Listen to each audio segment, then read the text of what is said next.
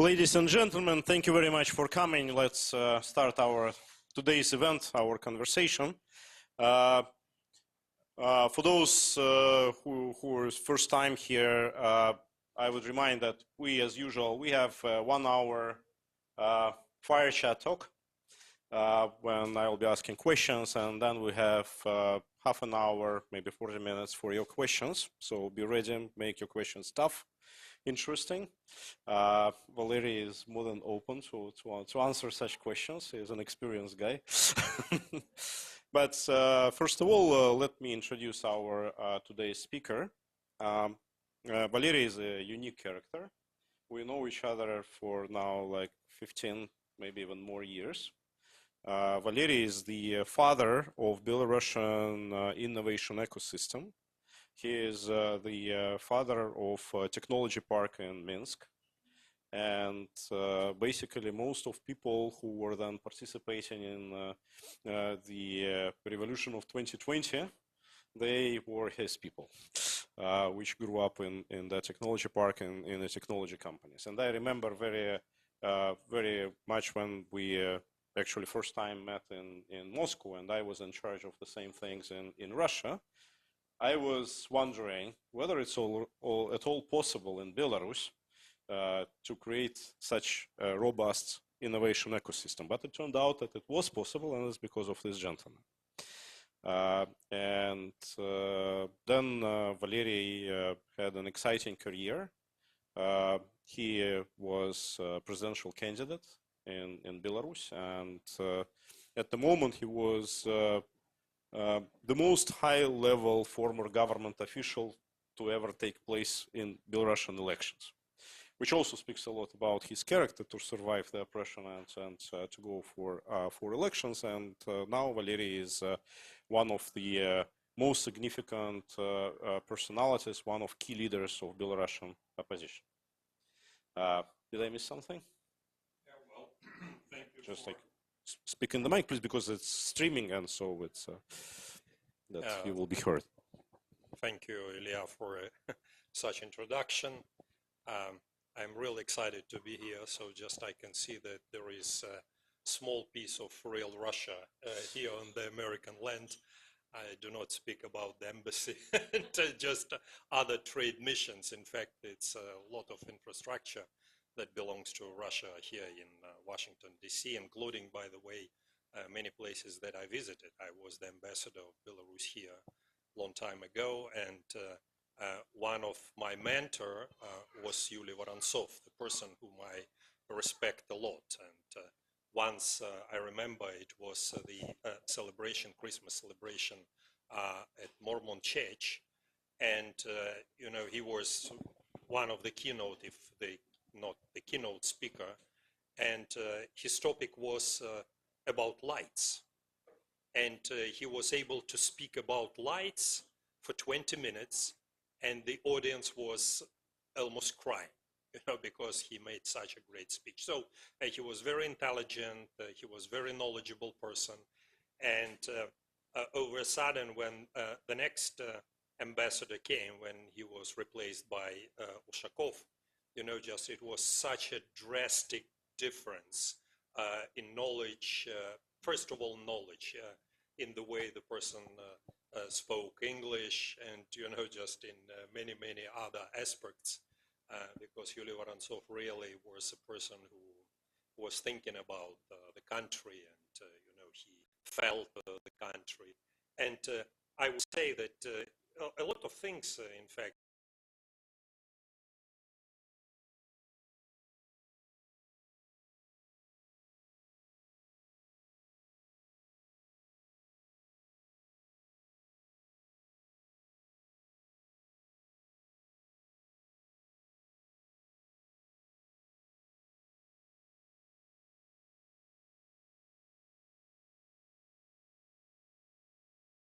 about India, where his heart was, and, you know,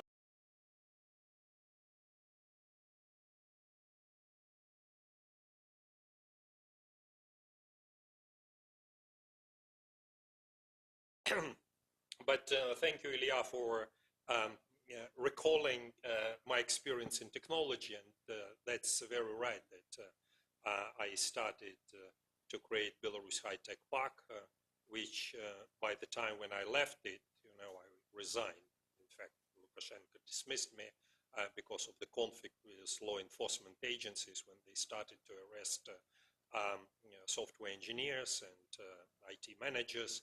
I publicly opposed it, and we had a serious clash. And after that, he dismissed because he took the place of his law enforcement, but not the people who brought real money to Belarus and who brought real image that was completely different. We were able not only to create the industry, but we were able to make a completely different image of our country that was before associated with potato and agricultural tractors, but because of us, because of my project, Belarus appeared to be associated with the technology business because a lot of great companies originated there, like World of Tanks, like Viber, like EPAM, like PandaDoc. In fact, 2 of them made a successful IPO on New York Stock Exchange. So this is the story, and by the time I left, we had 75,000 software engineers employed. So it was quite a serious number in our high-tech park, and if you can multiply at least, just that all of them have families, just then the number of the people grew significantly. Not all of them probably participated in the events of 2020, and they were much more people that protested the forged elections in 2020. But I agree that Belarus software engineers played a key role because they are independent. They did not and do not owe the government or anybody their well-being, just their expertise and the money that they get. Lukashenko, the same way as Putin in Russia, people believe that just it's because of him, just they get money. And IT engineers, they have completely different mentality. They believe that it's because of them, the regime exists, and they pay money, they pay taxes, and therefore they wanted to have a presentation. They wanted to have an opportunity to choose the political leadership. Valery, actually, if you touch this subject, I would then probably start from this particular thing, because a lot of my friends and people in the Russian opposition, and just, reasonable people, they say, well, these technologies and authoritarianism is something incompatible. That technological systems, technology companies, that they need freedom, and they would not be able to develop otherwise, and vice versa. Then when they develop, they actually request democracy to come and democratic institutions to emerge. But in practice, first of all, I remember very well in Russia many of our leading IT companies, which were, by the time you were running the IT park, they were actually willing to relocate from Russia to Belarus. And that was at the time when Russia, compared to Belarus, was comparatively a free country. Like Sberbank Technologies, for instance. Yeah, Sberbank, EPAM, Luxoft, we can name a lot of examples. They're actually saying, Belarus is a safer place. Originated from Belarus. So. Oh, yeah, but then they had a large branch in Moscow, and then they started to relocate back. Oh, okay. Yeah, so they started to grow more in Belarus, and the same Luxoft. It's a company I was working with very closely. I just said, okay, so forget about Moscow. We moved to Minsk. And for me, at the beginning it was a surprise, but then Asia is a lot of example where, Singapore, many other countries, they're not democracies at all, but nevertheless they are very vibrant innovation China, ecosystem. Vietnam. The same China, and others. But now, in the time of war, this problem actually becomes even worse, because one of my projects was special technology zone in Yelabuga in Tatarstan, where they now produce Shahed drones. One of them actually flew in my house in Kiev, almost killing my family. And obviously they were not doing it before, but as the war started, there was no resistance, there was no pushback. The guy whom I appointed to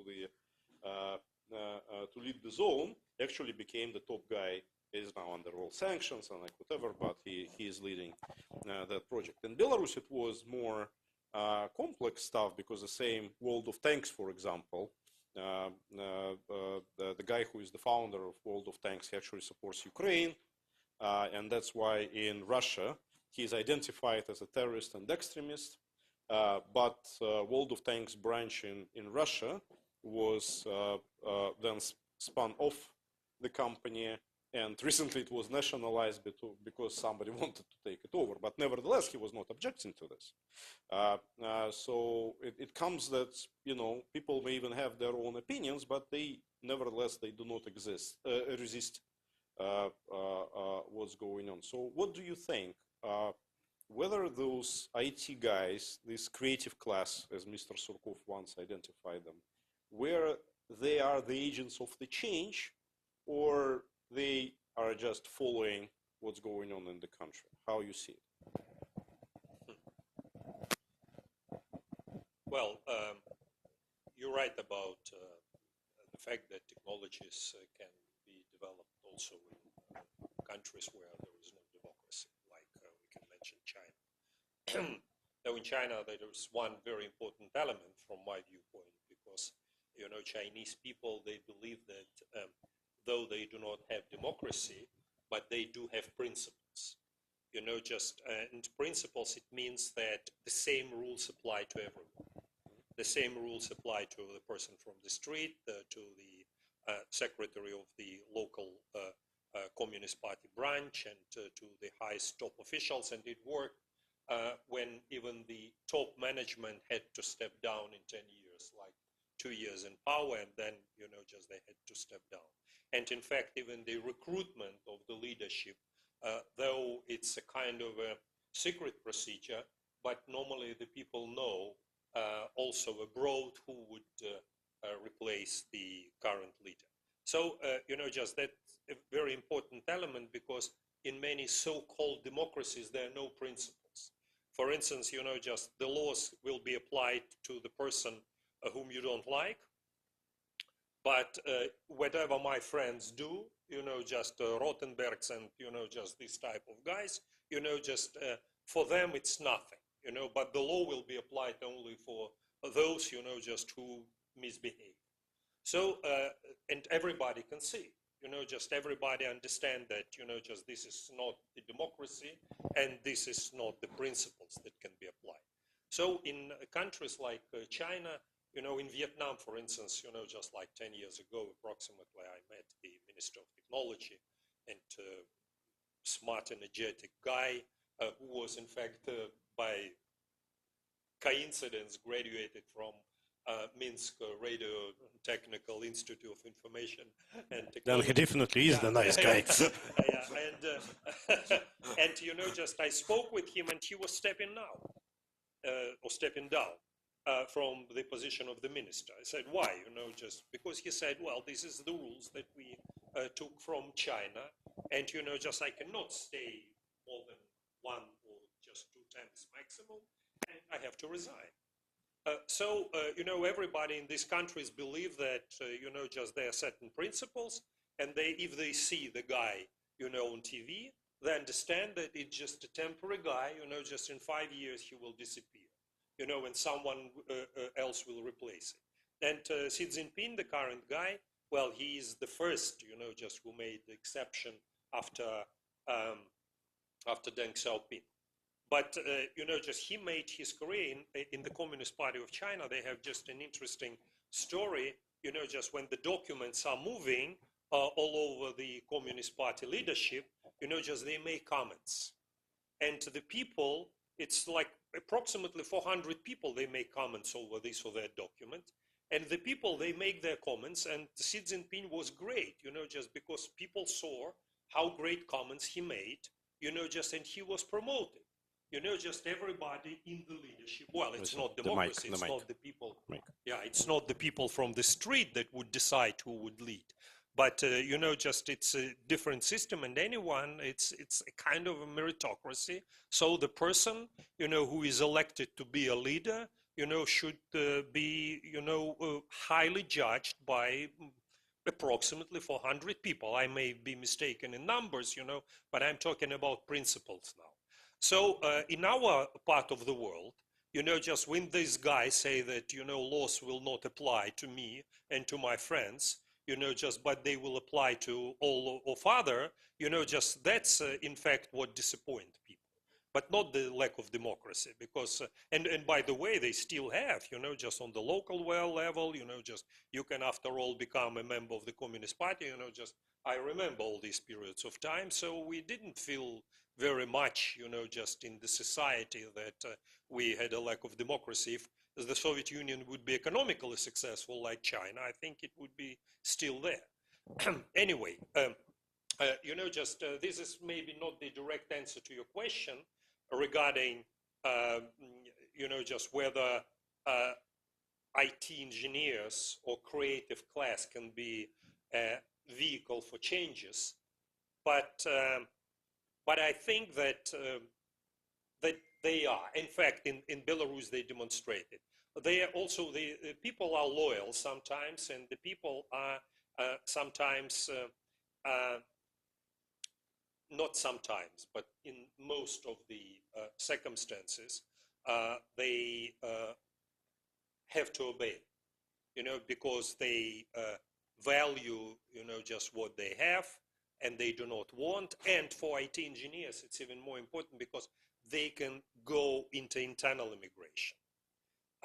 They can, just if, for instance, a group of people like 200, for instance, in our case, work for Google from EPAM, it means that they live there, just they live in the different world, though they're physically located in Minsk, but, just in fact, mentally and, professionally, they are within the Google corporation. How you would assess how many people physically left after 2020 Belarusian ecosystem and how many stayed? They stopped to provide information, well, for very clear reasons. But we can say about the companies, like EPAM, for instance, I know, based on certain companies, had 15,000, now they have 5,000. Wargaming had 2,300, 2,300. Just after they left, and they gave it to the Russian honor, or they had just some special scheme, but they have 400. Now I don't know if they have just how many of them, but from 2,300 to 400, so just it's a significant reduce. Exadel, they had about 2,000 probably, now they have 100. So maybe smaller companies, they continue to stay, but the companies that had clients there. And the thing is that in case of Russia, it's terrible. So they cannot get any contracts. In case of Belarus, just if you had long-lasting clients, they can continue to work with. And they but do are say American or European clients still buy services? They are, they do not launch new projects, but they continue to support and develop the old one. For instance, for Google, I think that there's still, just people working for them, just because they manage the HR system for Google, not definitely their core business. So you mean to say, HR system of Google worldwide has been managed from Belarus? It was managed from Belarus. Wow. Yeah, but not the core business, not the search. Now I understand how they block us our accounts on Google. No, but just, and I don't know now if they continue to work. I'm not sure. I cannot say. I think that Goodyear, for instance, they continue to work because it's AI, but AI, just not the AI that, by the way, I will move now. If some of you have visited the exhibition that took place, just AI expert, great exhibition. I was very impressed, and I was impressed politically. We will discuss it later on, because half of the products that they demonstrated, they were demonstrated for American military. That will completely change the course of event. And I believe, again, I may be mistaken, but what Ukrainians did, sorry, I switched, in fact, just the topic we'll talk about this, to a more political thing. But what Ukrainians did was, something that exceeds even the Israel blow up of pager of Hezbollah. Just because they demonstrated that they can reach anyone, not military targets. I think that Putin doesn't care about military targets. Well, he lost 10 planes or 12 planes or 15 planes built in, he doesn't care about that. He doesn't care about the country, and, I don't think that he cares a lot about it. What he cares about, that, just that this story can be extrapolated to him personally. And what I saw on this exhibition, the small drones, just they move the way. I tried to record it my phone. I could not do it because the speed was so high. But besides that, it was high. Just it went through different arcs. Just small tubes. Then they can move anywhere and they can detect the face. And it's, no one can intercept them, sorry. No one can intercept them. So they can move with unbelievable speed that I cannot see, and they can, use the trajectory that, just no one can use, then no one can track, and they can reach the person. So what does it mean? That in theory, because I don't know, just now the level of the Ukraine technology of drones, and, just the opportunity to see the faces, but this technology is pretty simple. That Belarus company Synesis, just that appeared under sanctions, they were one of the top world companies, in fact, in face recognition. And that's why in Russia, on all political events, all the faces are being recognized. And I can bet then in Belarus it's the same thing. Yeah, but that's true. But just every technology can be used for good or bad. You can use an aircraft as a weapon to attack your enemy. I mean, commercial aircraft, not military aircraft. We saw it during September 11 events. And the same here. Just because the face recognition, when these guys came and just they demonstrated their technology many times to me, and they were good technology because just lost children, just on or elderly people that just somehow forget where they are, who they are, just and so on and so forth, or criminals, detect real criminals, just they can see in in a huge crowd of people and detect just what is necessary. Or if you are protecting the just the road, and it analyzes the behavior of the people, and if behavior is strange, it can immediately give the information to the operator. So, technology in four hands appeared to be, just it started to be used by Lukashenko in order to detect the people that participated in peaceful protest of 2020 in Belarus. But drones, just this, if we are getting back to the exhibition that I attended, these drones, are small, effective, and it's not drones that one of my friends, in fact, invest in London, just the IT business that, for instance, monitor the construction of bridges. Just these are really for especially military purposes, to detect someone who need to be eliminated. And I think if somebody would bring Putin to the peace talks, that would exactly this. The drone. Yes. Yeah.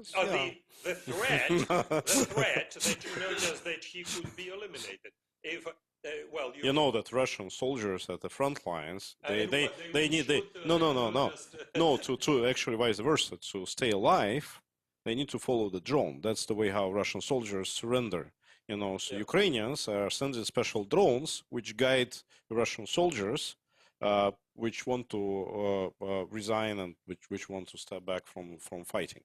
So they need to follow the special drone. But to conclude on the technology, you are very passionate on this, and I had no doubt on this. But like to conclude the story on the technologies, who would be the better president of Belarus, Valery Tsepkalo or AI? Valery Tsepkalo with the help of AI. AI-powered Valery Tsepkalo. All right, good. AI is an instrument in our hands. I'm writing articles, just on these particular topics. I'm really passionate about this thing, and I do have in my IT project, which involves AI. So I know a little bit about the topic. Good. So let's move to politics and speak about two non-AI powered presidents of Belarus, Mr. Lukashenko and Ms. Tsikhanouskaya. We're in Russian opposition. We were for a very long time very jealous of you guys because you have like an elected leader, which was internationally recognized, and this is something that we don't have.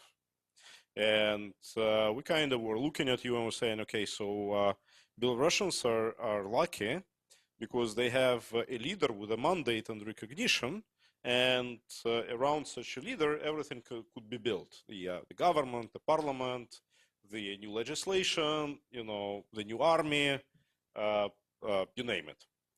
And then 5 years later, nothing of this materialized. So the recognition was kind of there.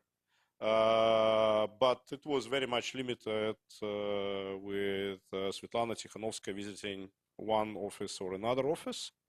But in the front lines in Ukraine, Belarusian troops, they are disunited. They have a competition between each other. There are still a lot of problems inside the ranks of the opposition. Why do you think is that? Well, sorry for I promise you tough questions. First of all, I would like to make a comment. I used to have good relations with Senator Chuck Grassley, who is now, in fact, the temporary president of the U.S. Senate. An old person now; it's about 90 years old, I think. The oldest, probably, senator, and we had many times met him, and I even went 3 times, I think, to his great state of Iowa for different agricultural tours because he was very proud that he was the only acting farmer in the U.S. Congress. He was very proud of it. And we made stopovers in different,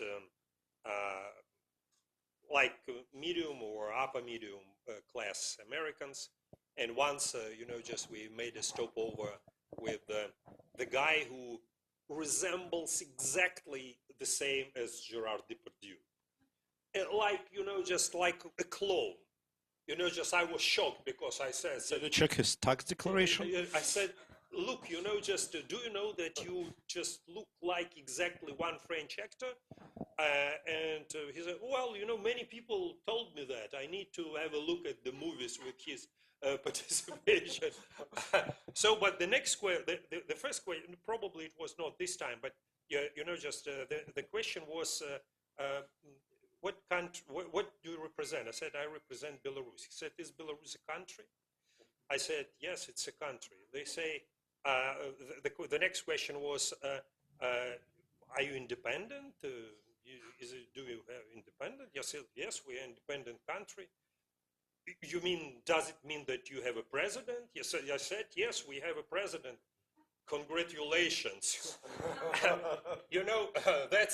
That's exactly what you said, that you envied because we had legally, just congratulations because you have a president, congratulations because, just you have a formally elected leader. What to congratulate with? You know, just you have to understand what kind of president we have. You shouldn't congratulate me with the fact that we have a president. Yeah, you should congratulate me with the person who is able to do something. You know, who was able to do something in his life, and he was able to do something for his country. And this is the same story about Tsikhanouskaya. You know, just you didn't do anything, but you released 16 political prisoners. Well, some of them, like Navalny, was most probably assassinated in prison, but 16 people without any meetings on the high level. Do you know how much he released? 0. We have still official 1,500 political prisoners, including her husband. She had meeting on top level, you know, just easily her husband could be released. But maybe it was beyond her domain. No, it was in her interest probably, you know, just for husband to sit there.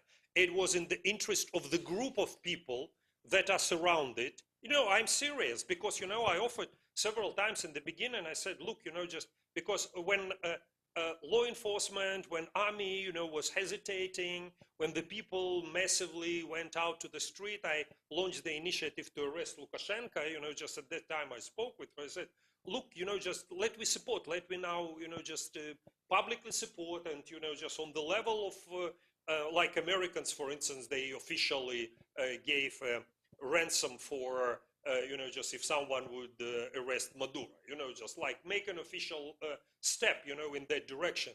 They said, no, it can harm my reputation. So this is the, it can harm my reputation. Then, you know, just we offered to block the transit with the European Union and Belarus, because, you know, just if like for 3 days, if it would, the transit would be blocked, if the railway would be blocked, or at least, you know, to offer Polish European Union to block it, then it would be a collapse, and Xi Jinping would make a phone call to Putin, and Putin would make a phone call to Lukashenko, you know, just, and they would release political prisoners, all of them. They said, no, we do not want to do that, you know, because we think it's not a good idea.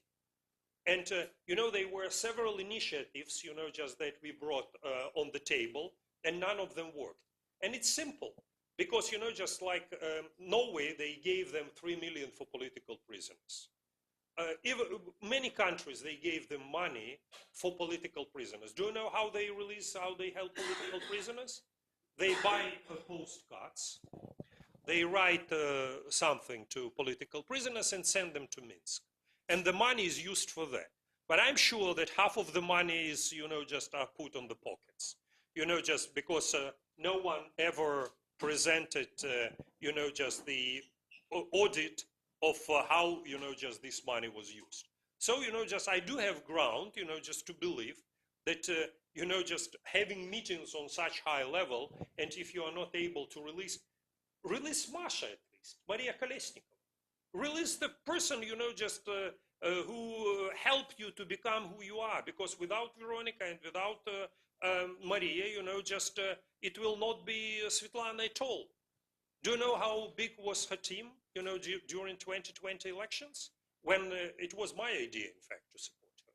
Because Lukashenko thought that he's greasy, because he announced during the election that if she would be having $900,000, they would never be thinking about the interest of the people of Belarus. That was her political statement, you know, just during the times of elections. So, so that's what in fact happened in our case, and this is the reason I believe that they have an interest, because it's a financial interest. And just imagine if political prisoners would go out, if Maria would go out, you know, if Viktor Babariko would go out, if Sergei Tikhanovsky would go. These people that are around her, you know, they would cease to exist. And because Sergei would come and Maria would say, listen, who are these people? I haven't seen them in Belarus. They were not in 2020 or before. They didn't participate even in the rural council elections. Valery, look, you know, we're all being in politics. There are always gazillion complaints about what we have done, and especially what we have not done. and many people are blaming me for not doing something, or Vadim here for not doing something, or many others. But to me, the main question is why something was not done. I remember for the first time, in Ukraine, when in the aftermath of 2020, and when Tsikhanouskaya was expelled from Belarus and stayed in Lithuania, I went to the office of the president with an idea, so let's organize a meeting. I said, that would be great, there is a shadow government of Belarus, we would create a shadow government of Russia, we should be partners, it would be supported and recognized by Ukraine, and that would be the alternative. Mr. Zelensky was saying that he would want to wear a torch of democracy, of freedom for all oppressed nations on the post-Soviet space, like cool. Then one group inside Ukrainian government said, we shouldn't do it, because Tikhanovskaya is an agent of FSB in Russia. Then, I went to another group. They said, no, we shouldn't do it because Tikhanovskaya is the agent of KGB in Belarus. Then I went to Lithuanians saying, like, if you're hosting her, is she an agent of a KGB or FSB? I said, we don't want to know this, because we made a bet on her, and it would be very dangerous for us if she would actually be an agent of KGB or FSB. But I don't believe in any conspirological theories. I think that when a person is doing something or not doing something, it has to be a rational idea that she is not there just to disrupt things, that she is not doing because she has a certain idea behind it. But the bottom line right now is, it's now almost 6 years after that elections, right? No, 5. 5 after that elections. Her mandate formally expired with the new elections. So she is right now no better than any other actor in the Belarusian opposition. But during this time, there was no such accomplishment that her office can say, okay, so we put an objective and we accomplish something. No. So why is that? How you would explain us this? Simple. It's a basic law of politics, of politology as a science. Just don't listen to words, don't listen to what people say, look at interests. And the interest is very clear, just this group of people want to make money. Just if they are political prisoners in Belarus, they make money. If they are not political prisoners in Belarus, the money, just will disappear.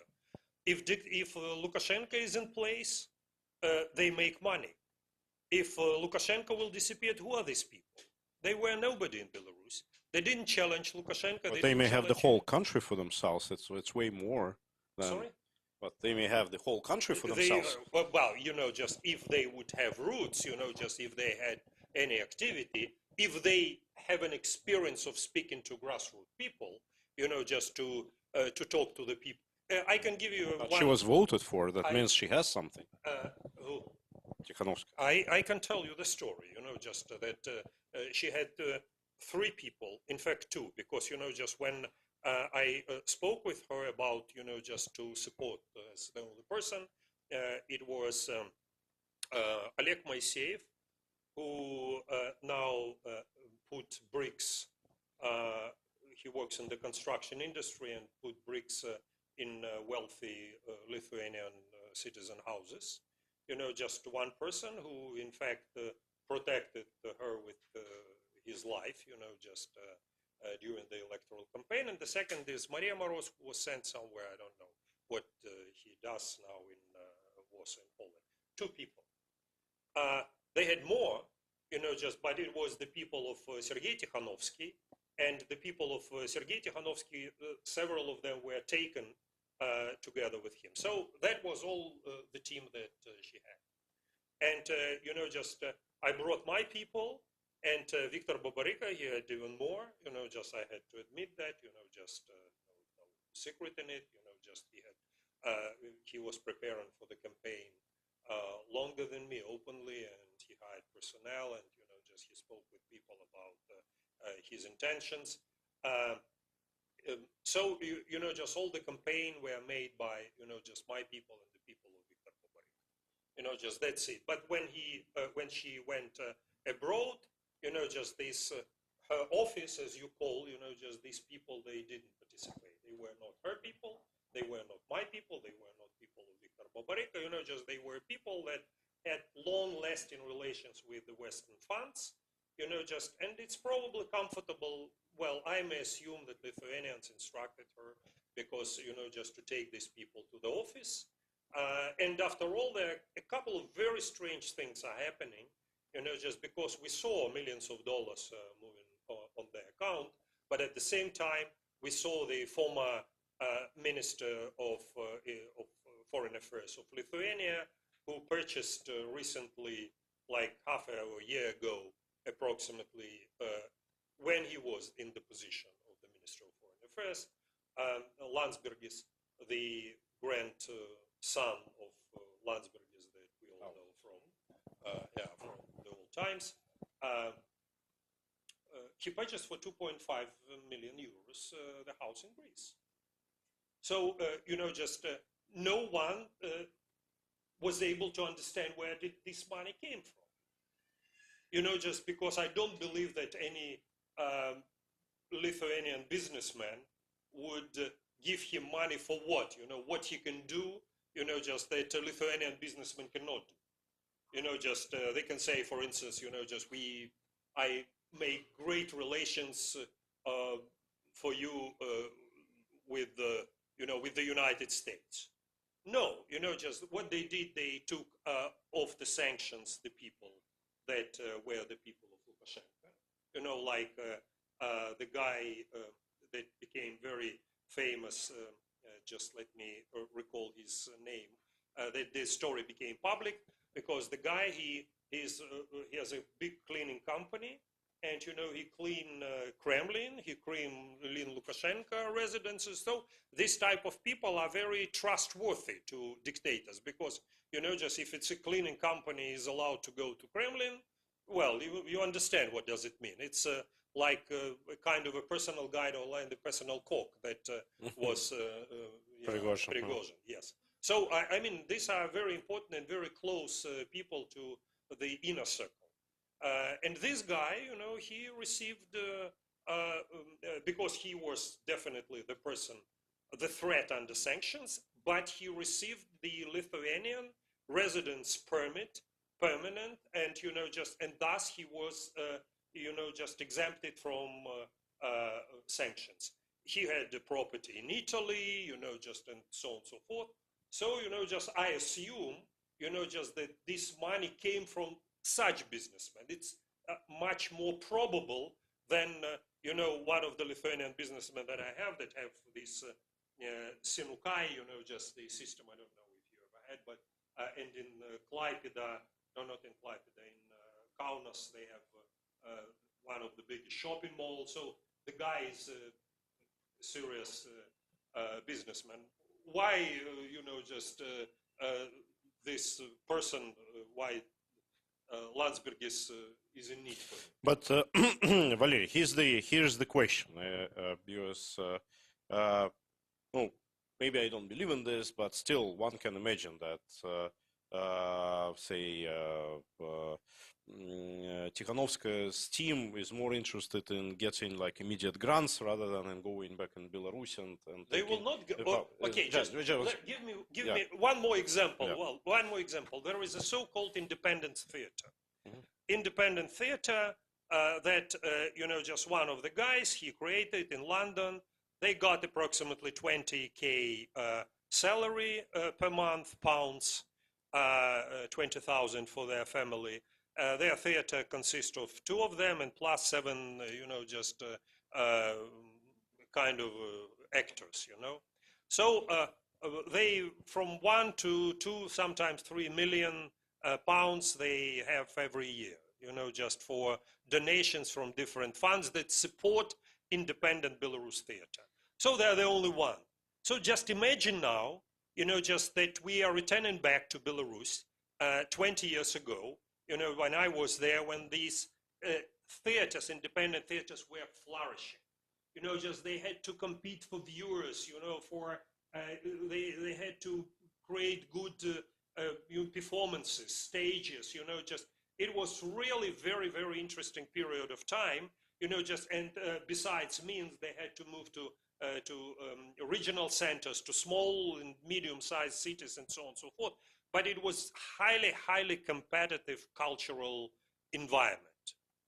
Now think about the moment, you know, just the guy that made performance, I saw it once, you know, just I'm not a big expert, and maybe it's a great performance that, you know, just the people were sitting on a chair, then they moved under the chair, then they stood on the chair, and it was like, you know, just a rotation of something, you know, probably it symbolized something, you know, just which I could not understand.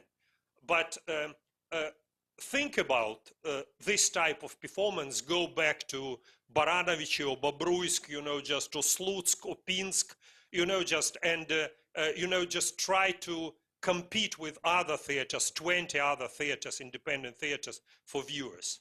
Do you think that this guy is interested in, you know, throwing Lukashenko from the power? Do you think that this guy is interested in returning back to Belarus, trying to compete for viewers?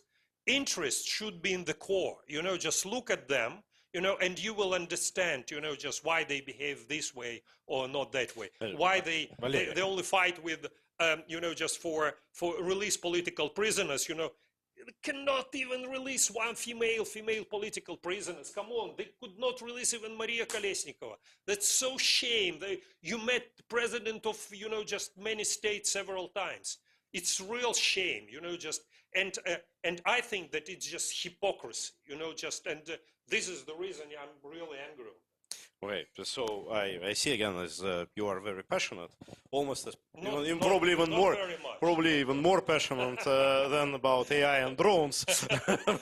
but please, I understand that there could be a lot of selfish motivation in different people, but look at the Western nations. You know, again, we in Russian opposition, we experience a lot when we're talking to people here in DC or in Europe and say regime change, you know, we need to finally, you know, do something in Russia. And then they started saying, you know what, you know, nuclear arms, you know, it's too scary. And then if Russia would start to collapse, you know, maybe a civil war and, you know, this instability, disintegration, we don't want this, you know, it's better to keep things as they are, you know, it's too scary. But none of those arguments are applicable to Belarus. Belarus is small, manageable, and moreover, changes in Belarus can actually trigger a lot of positive changes in Russia. So, like, it would be an obvious objective, and having legitimate leader, elected leader, you know, to use it as an icebreaker to change the situation in Belarus. But instead, we see what we see. And again, the bottom line, nothing has happened. And you were saying that Lithuanians have supported this, and I saw Lithuanians supported it, Poland has supported it. But again, no result. Why do you think the West, and you were the former ambassador, why is the West not pressing this situation to actually achieve certain changes in Belarus? Well, that's the question that, you know, I would like to ask them.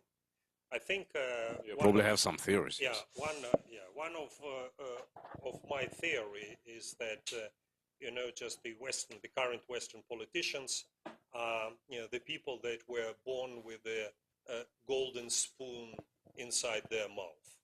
It means that you know, just they were raised in a very comfortable positions, you know, and they never understood what does it mean to fight for democracy, to suffer from totalitarian regime.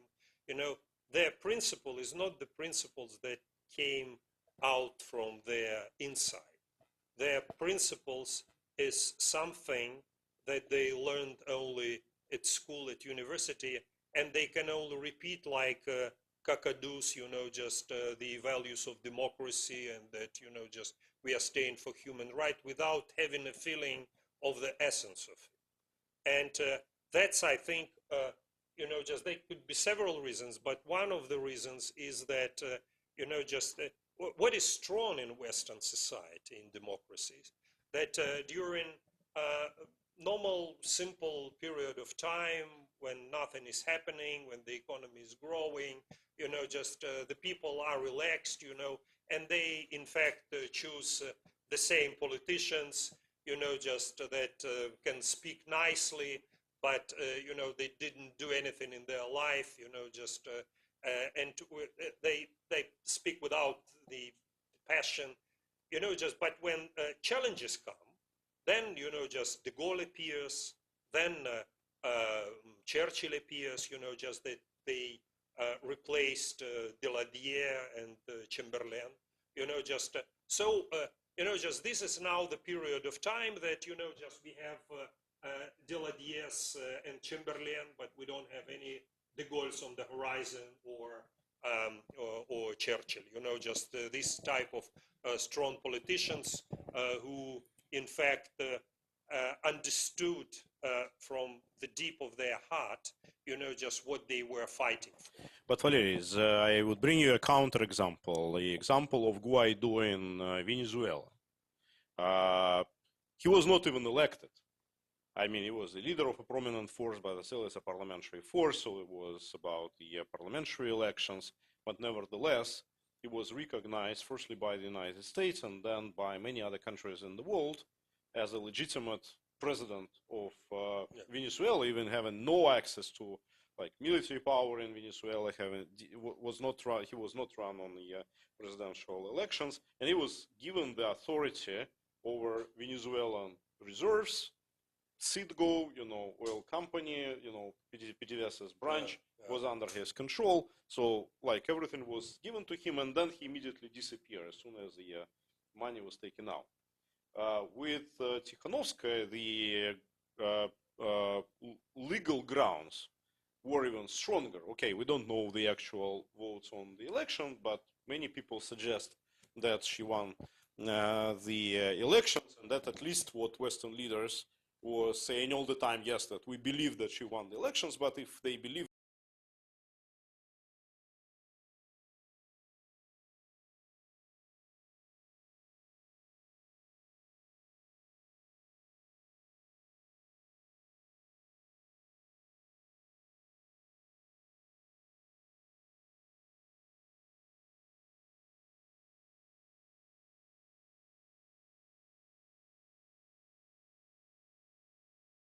but again, nothing like this happened. So game, so okay, so this is another, opposition, we support it, we pay money, but nothing actual politically meaningful action was undertaken by the Western nations. So it means it's the same people. In the case of Venezuela, they undertook this action, and in the case of Belarus, they did not. What does it say to us? Maybe the West already resigned that Belarus is under Russia's sphere of influence, or maybe it's too poor and there is no money to fight for. What's the reason? No, I spoke many times with Juan Guaido. You mean him, right? Mm-hmm. First of all, and I asked, just when he told me how he fiercely fought against the regime of Maduro, I asked him where you are. He said, well, what do you mean? I said, well, you're now permanently located. He said, I'm in Caracas. I said, okay, fine. He said, well, I'm in Caracas, I'm the leader, just of the parliament. I have, everybody, we have the majority in the parliament. I said, do you know how many opposition leaders we have? Opposition, not leaders. Opposition people inside Belarus parliament.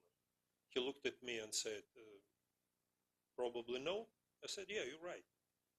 So you're talking about totalitarianism, you're talking about dictatorship, and how fiercely you fight, but you are located inside Caracas, and you have the majority in the parliament, and you are not arrested. So how you can compare the situation in Belarus and the situation in Venezuela. And by the way, Maduro You have to understand that the system that they created in many Latin Americans dictatorship, and Maduro is a very good example, that in Russia also, but in Belarus it's very highly characteristic. The guy is one who decides. You know, just no one else has the power. It's not like a joint stock company where, you know, just the first person has just the majority or the control part of the shares in the company. It's Unitarian company. It's just, you know, just only one people that belong to the company, and he's the manager of the company, and so on and so forth. In Venezuela, it's different. And this is the reason of the sustainability of Maduro regime, because the generals that he has, you know, just they are responsible for different spheres of interest. One is, for instance, is in charge of the customs. Another is just a very nice beach area for 30 kilometers or whatever from, you know, just 30 kilometers from Caracas. It's a long line of, you know, nice beaches. And, you know, if you would like to construct the hotel, you have to come to this guy, you know, just to decide how you would construct the hotel. The third guy is responsible for giving the permission to bring some alcoholic beverages. So, you know, just this guy, you know, just they feel that they are part of the power. You know, it's about like 100 people around Maduro, you know, just that feel that they belong to this power. You know, just, and that is the reason why they didn't want to flip. You know, just he was not the way that Putin, for instance, you know, just like we saw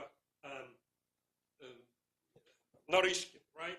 You know, just he was like a schoolgirl, you know, just that did some bad things, you know, shaking when Putin was talking to him before on the eve of the aggression. You know, it was not a state leader, you know, just that we saw at that time. It was, you know, I cannot even depict what I saw on TV. And in Venezuela, it's different. And I think that this is, you know, just the major reason. You have the majority in the parliament, you have more or less democratic people, and the chances that they would flip were very, very high. But at the end of the day, you know, just I spoke when you know, Tsikhanouskaya left the country, you know, just I spoke with her. At that time, we all believed that it would be, all the story is not about money, but about the fight for Belarus. You know, just, and I said that, look, you have to proclaim yourself as elected president. And she said, no, I cannot do that, and blah, blah, blah. I said, you know, just now it's the time, because the people, you see hundreds of thousands of people, millions of people on the street. You know, just if you would proclaim yourself, you know, just that it can flee. And he said, no, you know, just, she's not an agent of the KGB. Well, she had an agreement, definitely. You know, she received 15,000 K from Lukashenko, and, you know, just, and the guys that were in charge of the transit of Belarus Potash, you know, just it's Lithuanian businessmen, they were instructed, you know, just to take care of her while in Lithuania. And I think that she agreed it. You know, just she took this part of the game, you know, just for herself. But it's not that, you know, just sometimes they say, oh, Vichorko or whoever is, you know, just they are agent of FSB or KGB. No, this is just the interest. It's objectively, they are interested in having Lukashenko and in having political prisoners, because the money comes. When we were talking about better times, you know, just who they were, no one even knew this. You know, they left, and the guy was just a marketing manager in Radio Free Liberty or whatever. He's just, you know, in Prague. You know, just, and all of a sudden he became, you know, just with big pockets, millions of dollars in, you know, just his companies that he controls. You know, why he would love to have a democracy in Belarus. Okay, I just, as a note, you're very attack. Yes. Yes. And tell me if I'm No. right or if I'm No, right. we're friends, so I like to play a role of devil's advocate. No, you're so easy to criticize Tsikhanouskaya, but I didn't see a word of criticism towards the West. So you're saying as objective reasons, but let's continue. We don't have. No, there is another reason that they just don't care. So I mean, just if they would like to make nice pictures, they make nice pictures. But if people expect them to say good words, they say good words. But simply they do not care. One and another reason is that I started in the beginning of my conversation where I said that congratulations that you have a president. So then the knowledge about Belarus is like this. And what is happening and what happened in 2020, this is like knowledge. So they monitor Russia because Russia had nuclear weapons, Russia is huge, big country, very important, the member of the security of the UN Security Council. So Russia is Russia. So, and traditionally they have all these Sovietologists, that moved from being expert on the Soviet Union. They appear to be expert on Russia, but they're quite knowledgeable people. In terms of Belarus, sorry, but just no interest, and this is the third reason. Okay, I won't touch this issue of coordination council of Belarus opposition, so the shadow parliament, as it was supposed to be. I was myself pretty much shocked that just 6,000 people showed up during elections. And I know you as the great enthusiast of online elections. And I remember your idea right after 2020, so let's have an online elections which would further build the legitimacy for shadow Belarus power structures. And no other members of Belarus oppositions actually followed you. But at the end of the day, this coordination council was created. There was a big campaign and just 6,000 people. And look now, the speaker of this council vanished with $150,000, I believe, right? So, and it was Russian media, Russian opposition media, who then made an investigation and turned out that she just fell in love with a KGB officer from Belarus, and so it was her wedding gift, this 150,000. So what's going on with these elections? Well, that's only the fact that says much more than my words about the coordination council.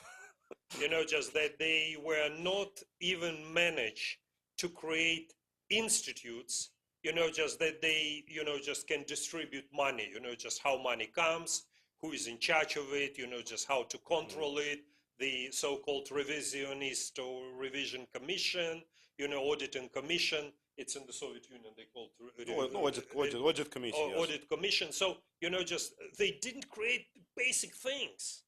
Just what coordination council are you talking about? Just if they were not, create the things that, just when you start the company, when you start, just organization, the first thing you should think about, just how to, just involve, engage the people into this activity. But the problem is from the very beginning, just because the people were not engaged. My idea was to penetrate inside Belarus, but the form that they offer was only an immigrant story. The immigrant story was not interesting for me, just because our proposal, just was to launch a campaign, though people inside Belarus could not participate, but they could vote. And we developed with a certain company that is located in the US, in Boston, that organized a lot of online elections, on blockchain platforms, even in very difficult environments, like they organized it in Venezuela, they organized it in some African country, in Iraq they organized. So they made a lot of experience 300 or 400 elections they organized, you know. They have a background on it, and we spoke with 3 companies, you know, just because when you buy, you know, when you start to work on the computer, you use what? You use either Apple or you use Windows. You do not start to develop your own. These guys, they decided to develop their own. They say we would develop, you know, fine, you could develop, but, you know, just if there is trust in it, you know, just if the people would like to use this, you know, just from the point of view of data leakage, you know, just you're not responsible for that. And there's so many examples, you know, like the Black Book of Belarus that was run by Vichorka, you know, and the Peramoga plan, you know, just that was also run by Tsikhanouskaya office, you know, just and the people that were affiliated with him, that they organized leakage of the most active people and they appeared in KGB. You know, just whether they intentionally or not intentionally did that, it does matter now, you know. But, you know, just the people can, how they can believe, you know, just that they would participate. If these the same guys, you know, just they say we would develop a platform and don't worry, come and vote. Come on, you know, just, and I was started to be against it because, you know, if they would like to organize genuine elections, they would, we all should sit together and we said, look, you know, just let we choose on a tender-based principle, let we choose a platform. We can offer 3, you know, just, but let we create criteria, you know, just of this electoral platform, and based on this criteria, let we elect the platform. You know, from in terms of security, in terms of reliability, you know, just that's the core thing. You know, if you would like to go to accept votes inside Belarus, if you would like to penetrate, but you know, to be a part of the story that would later be leaked to KGB, and I would support it, you know, just should be no chances. And that was the reason why only 6,000 participated. What is 6,000? Babariko collected 400,000 signatures, people openly inside Belarus put. In my case, 220,000, you know, just signatures were, you know, just made for my endorsement. So I had the second record number of signatures for my endorsement in Belarus electoral history. Viktor Babariko, again, I have to admit, you know, just he was the front runner. He got twice as much. But, you know, but here is, it's not for 1 or 2 people. The number of signatures that people put, you know, just in Belarus, they put at the risk of their life, you know, just they put the signature, not life, sorry, you know, but at least the risk of their career, at least of the problem that they might have. And, you know, just many people were, in fact, sacked, they were dismissed from the position. There were a lot of military, there were a lot of people from the police, from the Ministry of Internal Affairs, and so on and so forth. So, but here, you know, just it was like a parody for the elections. And, you know, just, and the parody of the elections appeared to be later, that they got together, these people, they could not create institutes, they could not create even, you know, just the system how to observe the money. And, you know, the final is understandable. Someone grab money and bye-bye. Hey, Valery, the last question about the opposition, because we're running out of time and I still want to touch some more issues with you, but just shortly, imagine yourself that you have the complete freedom to decide where Belarus opposition can concentrate on. And what you would like to do, to unite under better Tsikhanouskaya as a person with legitimacy, or make another elections in some collective parliament or whatever, or focus on the military troops that are in Ukraine and building more military capacity to then go back to Belarus and change Lukashenko, or maybe to develop more of a partisan movement inside Belarus, or maybe something else. So what would be your best strategy? You know, the biggest treason of Tsikhanouskaya, you know, just was not even this, you know, money issue, but that, you know, she stepped down from the principles we agreed during the elections. You know, I told her, look, you know, just if you would say that, you know, if you would start to promote yourself or to promote your program, just they would make a laugh on you. And, just the end will be what Lukashenko expected. The end would be like in 2015 when Tatiana Karatkevich was running.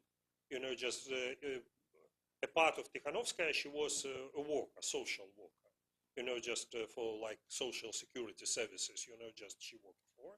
And, and she was on the ballot list. And, just people really voted for Lukashenko. So Lukashenko wanted to repeat this story in 2020.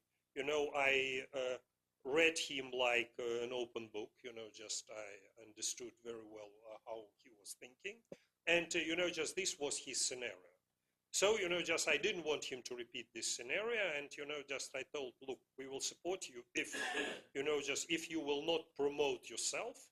And if there would be only 2 paragraphs on your electoral agenda. Paragraph number 1, release all political prisoners after you will win.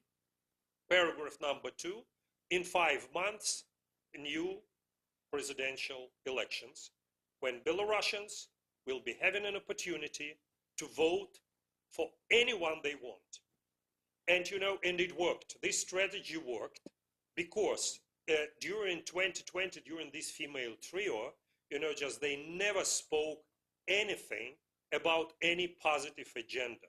They were talking only about these 2 principles because otherwise Maria and Veronika will turn their back immediately if she would start to say that I'm a leader. So when people went out to the street, all of them were thinking about their own leaders in mind.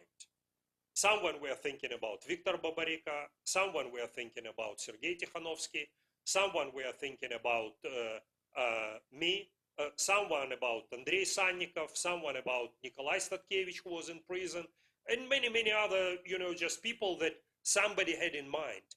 And this strategy, appeared to be successful because it was based on principles. And on principles of free and fair elections that, that people were deprived of, deprived of this opportunity. So we brought them this hope that in one day they will go and vote for anyone they want to vote. The biggest treason of Tikhanovskaya appeared to be that when she came away of Belarus, she announced that she's a leader. And, immediately everything, But Valery, but what would be your question? What would be your strategy now? As per, just military, that's a great question, in fact. The great question is that Lukashenko power is very, very weak. It's much weaker even than Putin, but, in case of Prigozhin, we saw, just how everybody were trembling. And this Russian god, just Zolotov was his name, right? Mm-hmm. So I can tell you some inside story, just that might be interesting for you. The friend of my wife, Veronika, who is originally from Mogilov, also, she married some Russian guy, and they lived on Rublevka. Rublevka is, if anyone knows, is just the most prestigious part of Russia, probably not even near Moscow.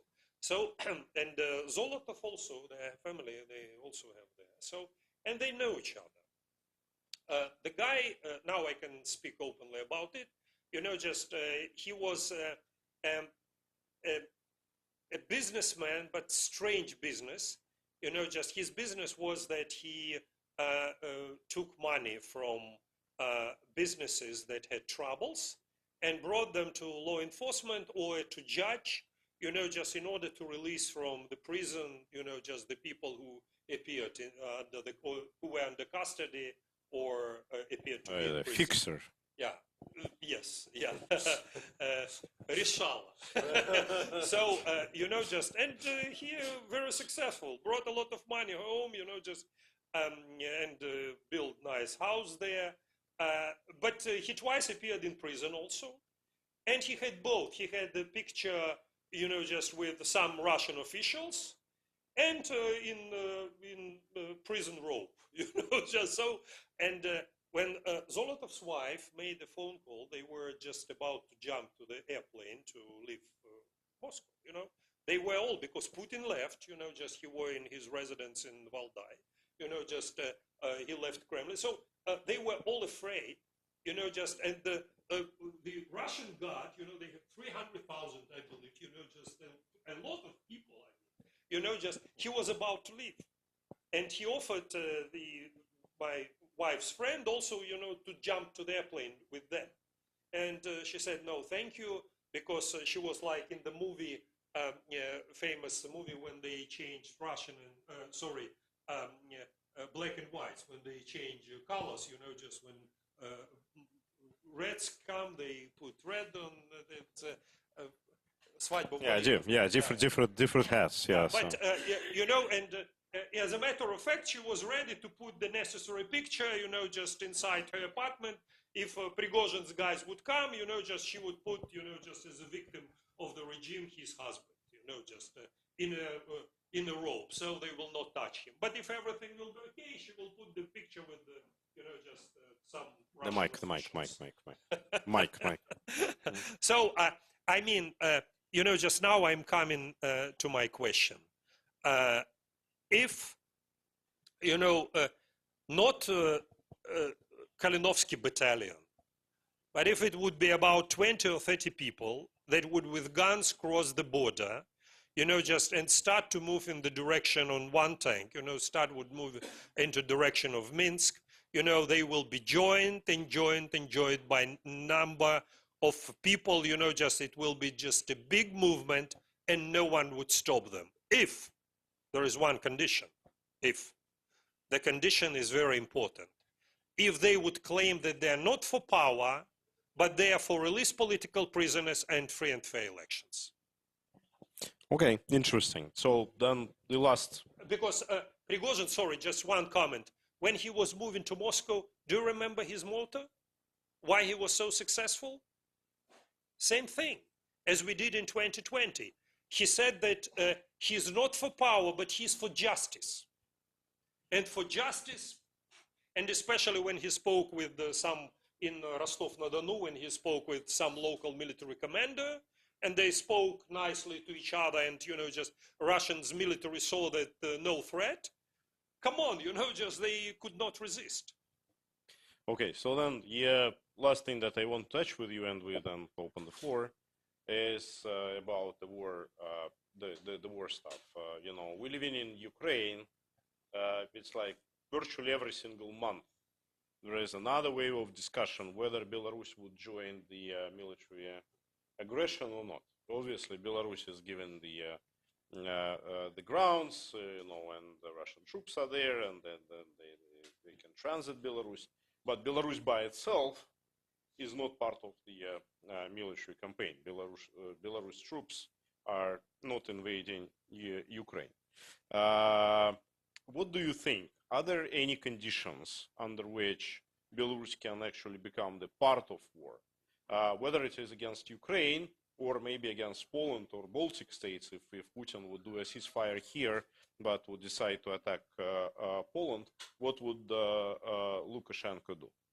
He still pretend that he is not here, he's just transiting.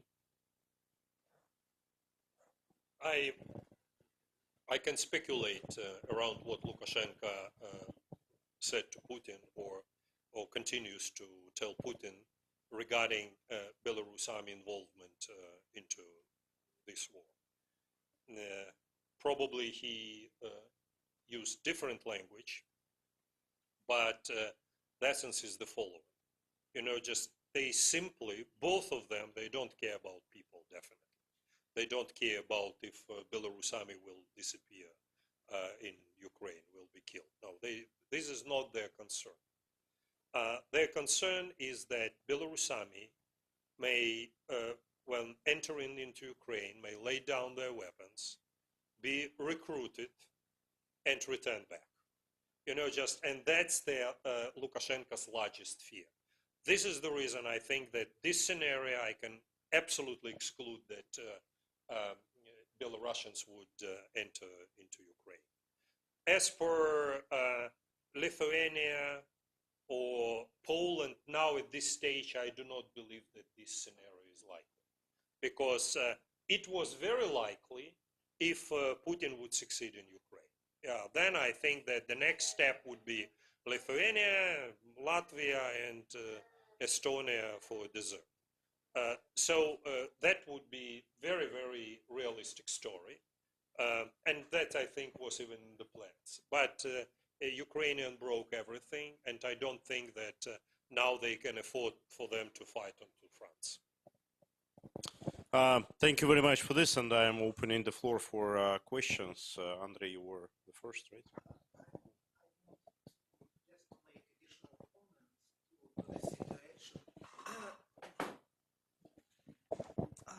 To the situation you described, when a small group of militants invade Belarus and will be just growing up and join other people, the major condition of this is defeating Russia, because Putin immediately will provide help to Lukashenko and just send troops.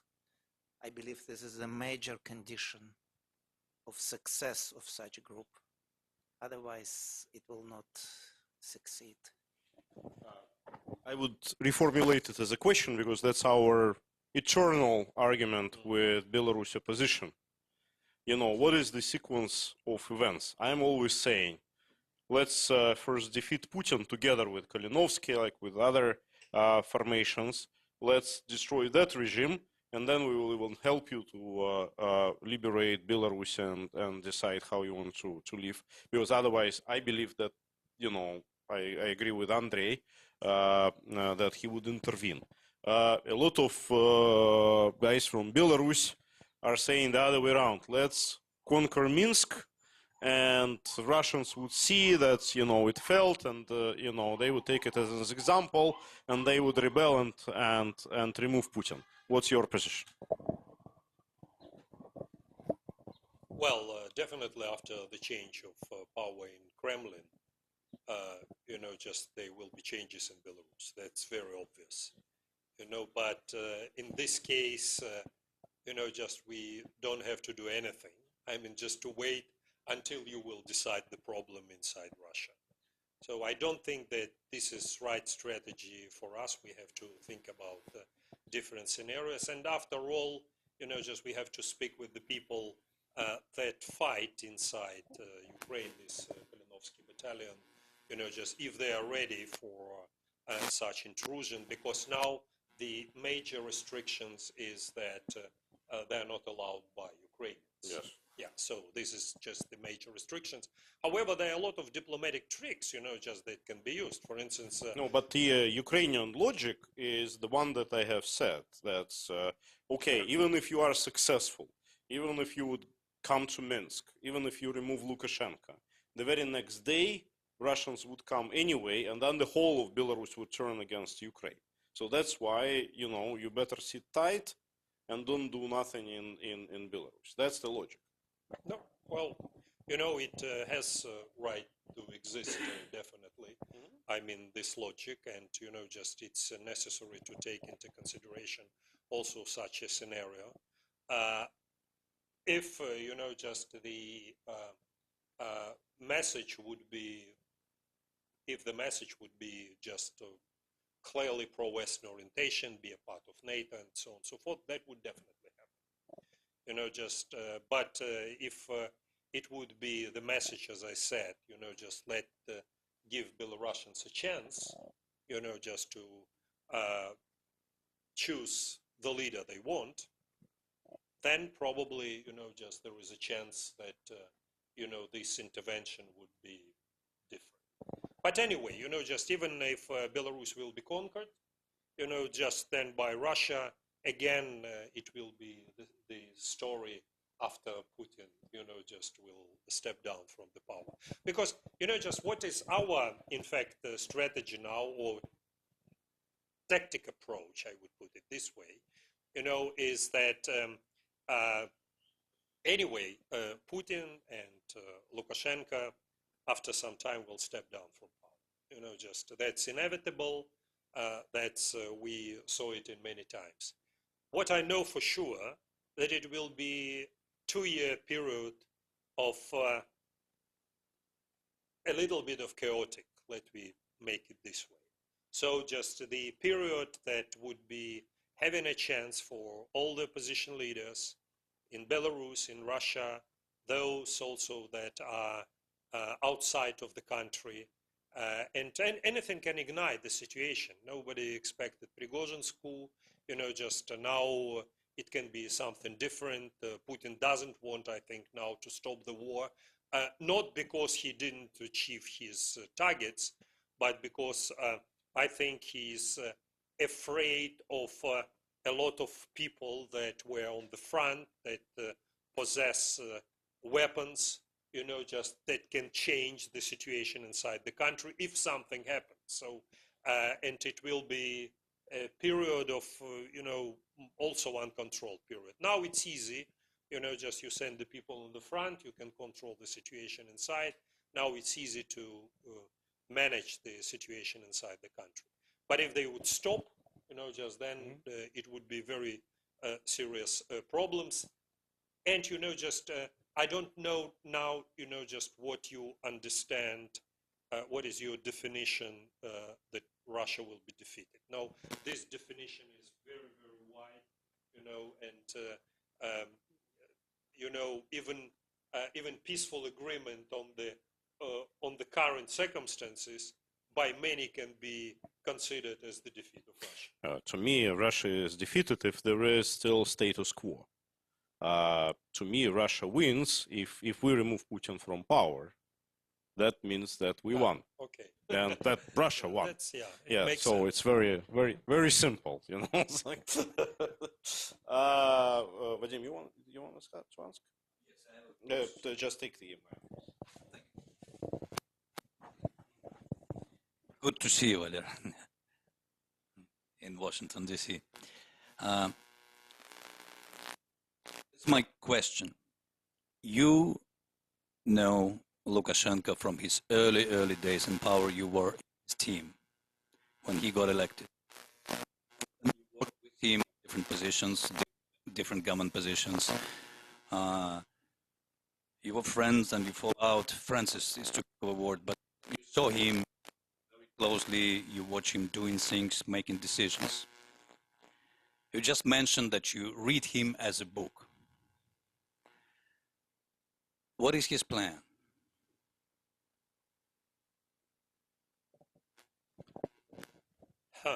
Well, it's easy to read Lukashenko because he's based on, his behavior is based on instincts. Just he cannot be considered as a normal human being, that we saw in 2020. When someone promises such obvious thing, like when 100 people would come out to the street, I will step down and I will not keep with my fingers to the back of it. Just all these type of things. For a normal person, we would think that, he would follow his word. That's how we were trained then, that's how we understood it. Yes, I was in the beginning of his team, and we really wanted changes in Belarus. And, just I made, in fact, 2 mistakes. The first one was, Lukashenko. The second was, just created Tsikhanouskaya. Because the reason is that, I extrapolate what I would do,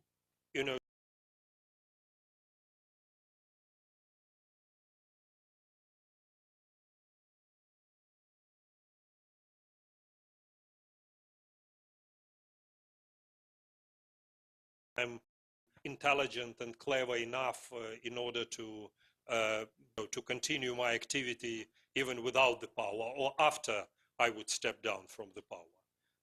But these people appeared to be different, and I thought that they are like, like myself, and because we read the same books, we were trained on the same principles, and if somebody didn't follow, just it's a big mistake. For me, it was, even in the beginning, I can show you that, you could not reveal Lukashenko as a personality because who brought me, who introduced me to Lukashenko? It was Alexander Feduta.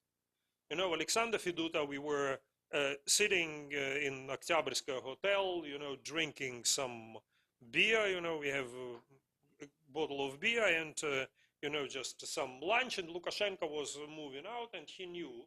So he sat down at our table and we started the discussion. And, you know, just when presidential elections happened, after all, I supported, you know, just I didn't try to make my career, you know, just with somebody who is in power. You know, just I was in opposition and we risked our lives also at the time because we didn't know how how the current government would behave. They could kill us also. You know, just it was the same dangerous, or probably not the same dangerous, but it was also dangerous to challenge at that time the communist regime or proto-communist regime as to challenge Lukashenko now. So, you know, just somebody would think, oh, well, you're together with Lukashenko. Lukashenko was on the ground, you know, just the person who made the career.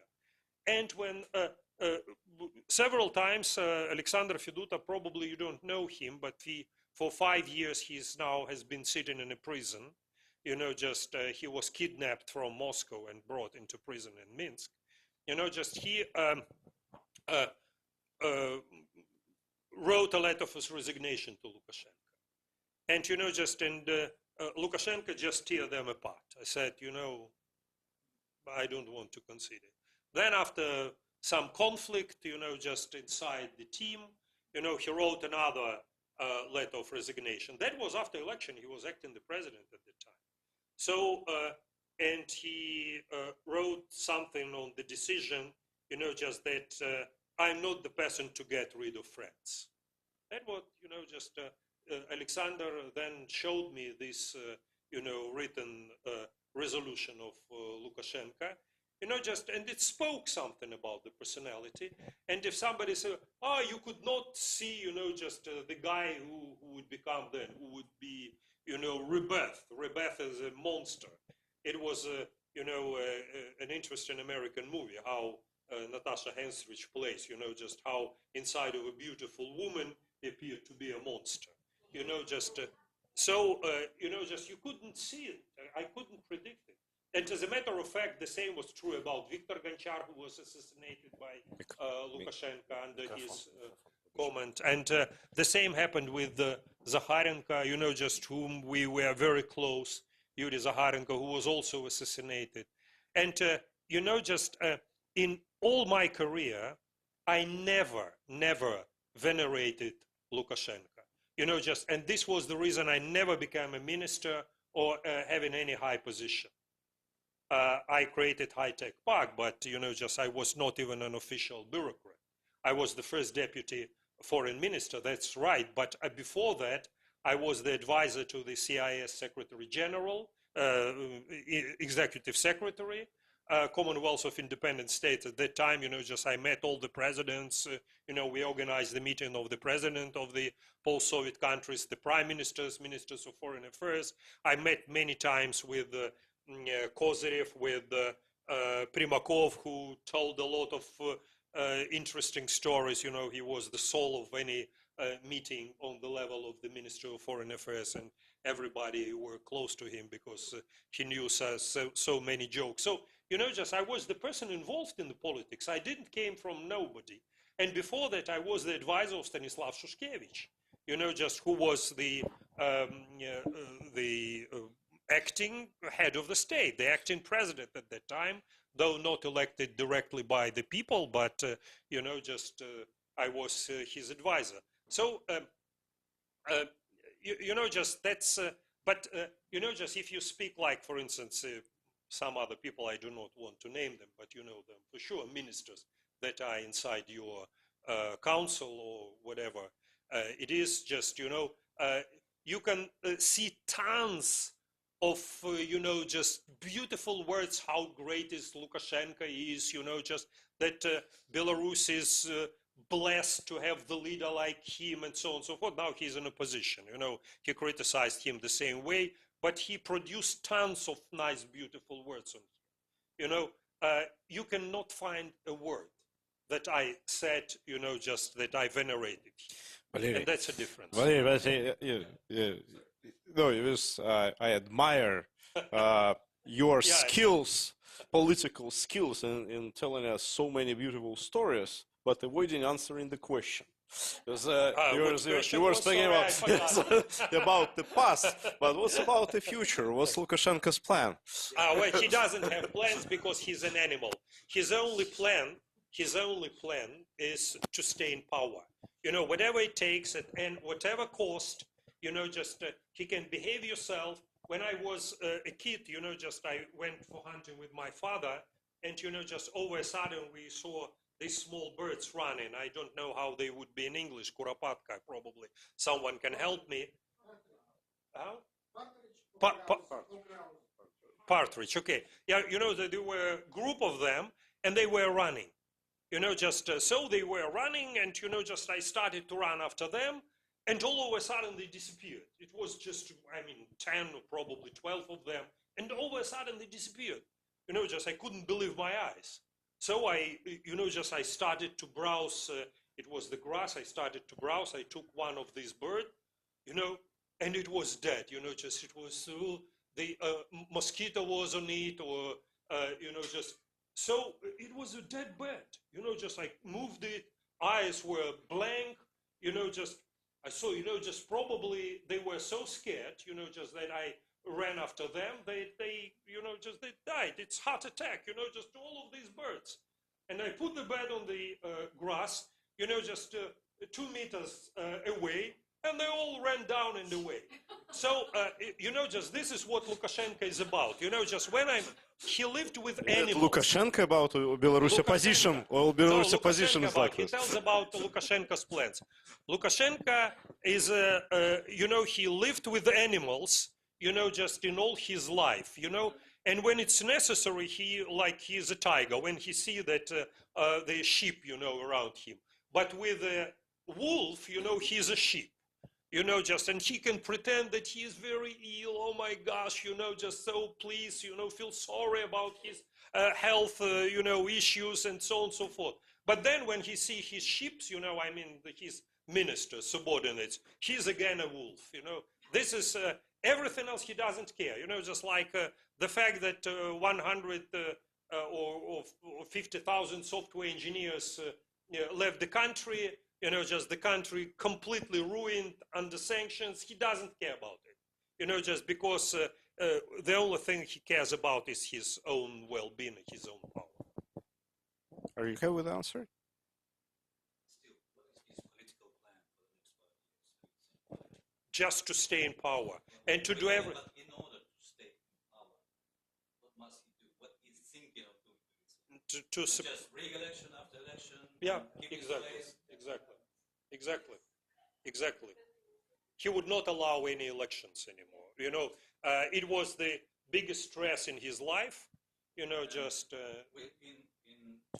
with the relations with the West. I'm sorry. In terms of the relationship with the West, what he intends to do? What do you think? You read his mind. What would be the next move with the West? Not with Moscow, not with Beijing, but with the West. There was this visits of the State Department guys in Belarus. Maybe they mean something.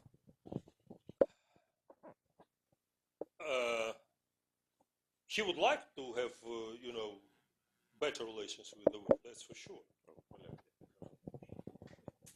That's for sure.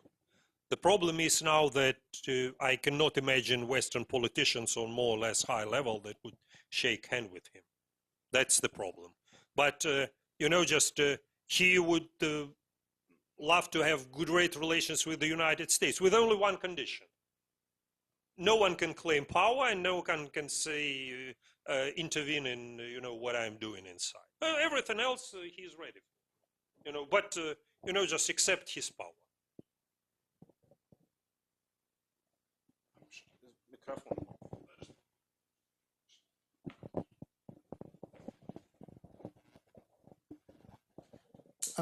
I don't have a question, but I have 2 comments. One, you mentioned interest, that we should look at the interest, not at the words. And I have a theory why the West treats Belarus like this, because Tsikhanouskaya is based in Lithuania. And Lithuania is a relatively small country, but it's part of the West, and probably other Western countries listen to Lithuania's opinion on this. And some people would say that Lithuania has much to lose if Belarus will become, independent, economically thriving, like IT. Lithuania will lose some luster, and besides, they have common history and whatnot.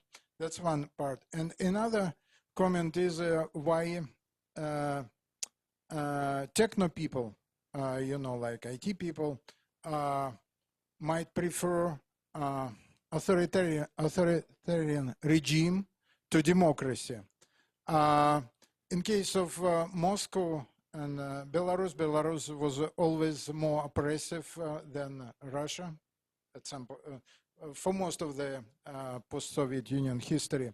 But I know some people of liberal inclinations, but they would rather send their families to Minsk because cost of life are lower and street crime is lower.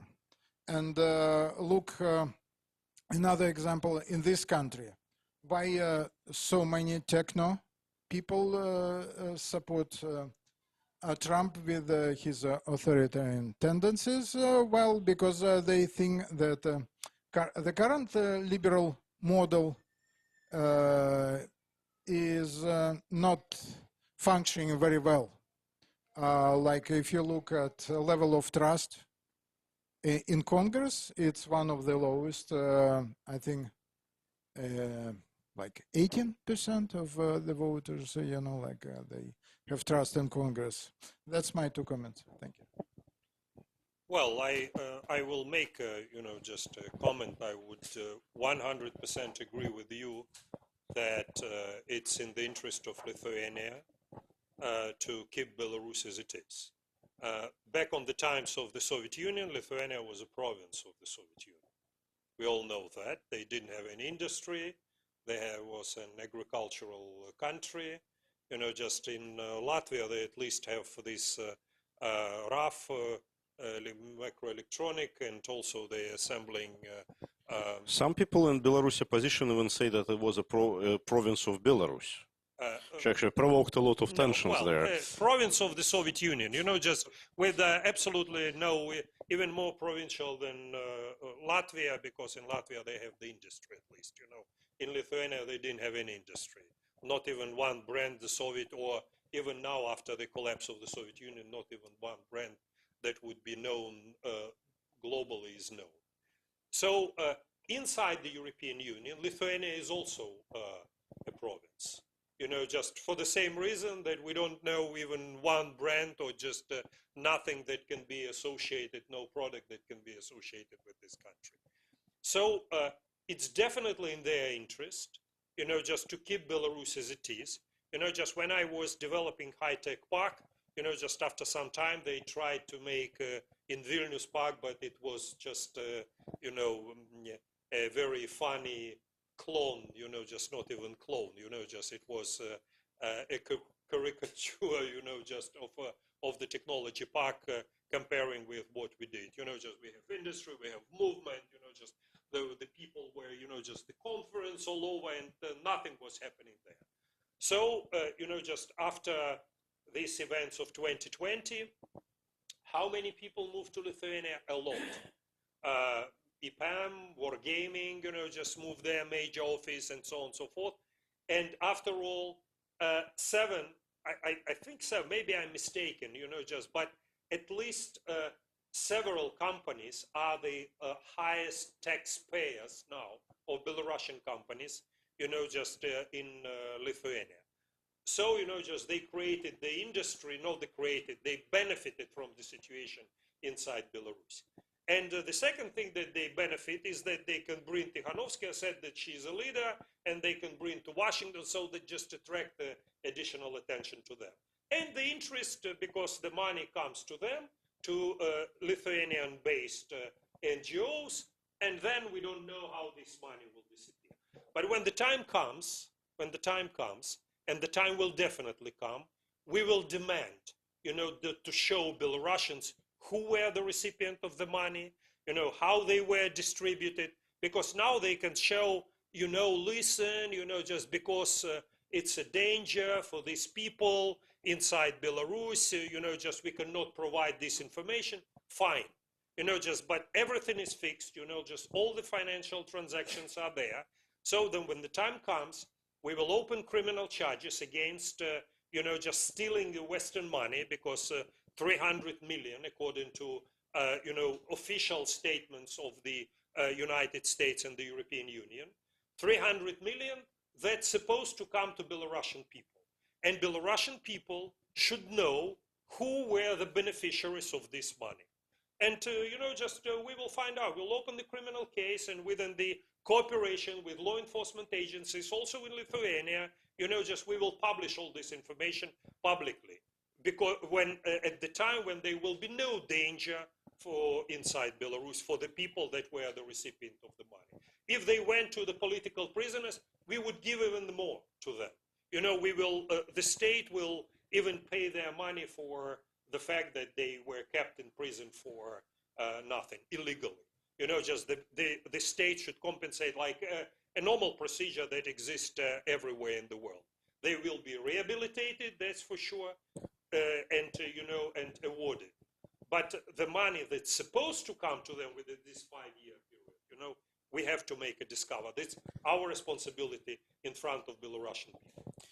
Friends, we are working for already an hour and 45 minutes. Yeah, so what people are exhausted. I propose to do, no, I don't propose to stop. I just propose to change gears and to go to continue this informally with wine, with snacks, which our team wears, Christina, so. Yes, just don't play mask here, yes.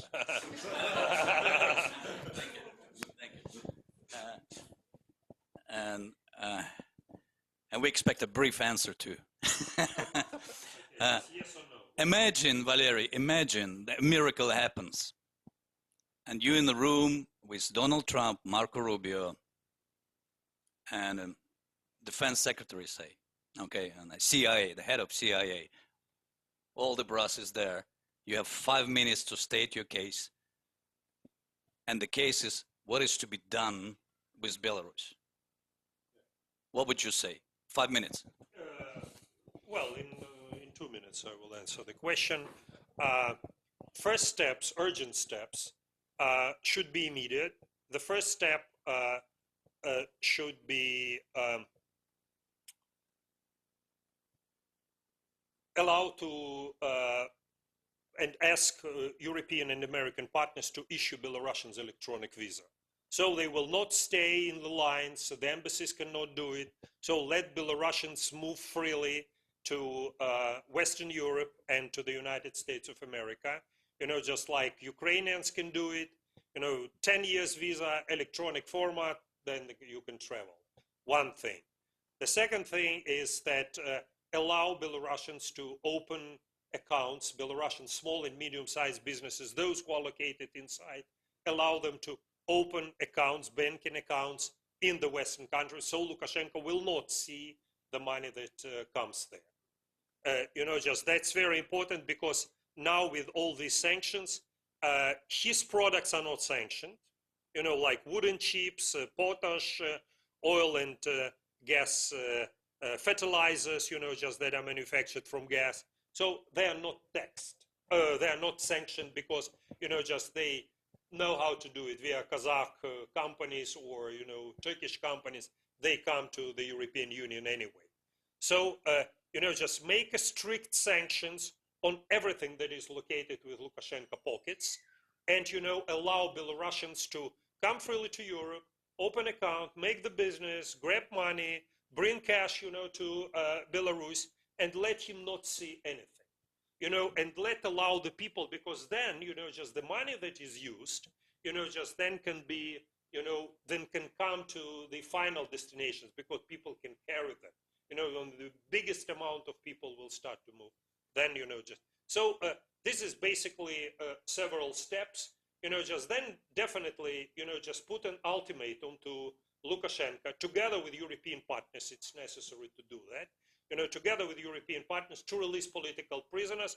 Otherwise, we will stop all the transit from, first of all, through Russia, from China to Europe.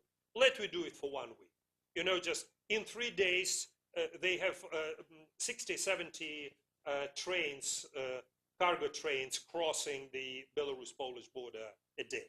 So if you imagine for 3-4 days, just if they will be not crossing, Xi Jinping will say, look, we have an agreement with you that you will settle this problem. I don't care, I will not call on your behalf, just, I will not, you promised me to solve the problem. I don't care about your political prisoners, I don't care about nothing. Just make it work, because I need Chinese goods come to the European market. He will be immediately disappeared. All these people will be free. What's the win for US? Sorry? What's the win for US? What's the win-win? The US, just the situation inside the situation will, just after all, business again can start in Belarus. When Lukashenko will step down, that's what you mean. They will because, just I have more serious, just I saw it on exhibition, just some drones, but I think that, just you cannot speak on that level, just this type of tricks, just that can be used. Yeah, we can use drones to stop trains, no problem.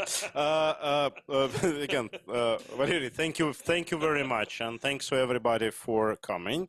And once again, don't forget that we are here dependent on your donations, QR codes here, there, everywhere. Don't forget to make pictures of those QR codes. That would help a lot. And we continue this discussion just informally. Thank you very much. Thank you very much.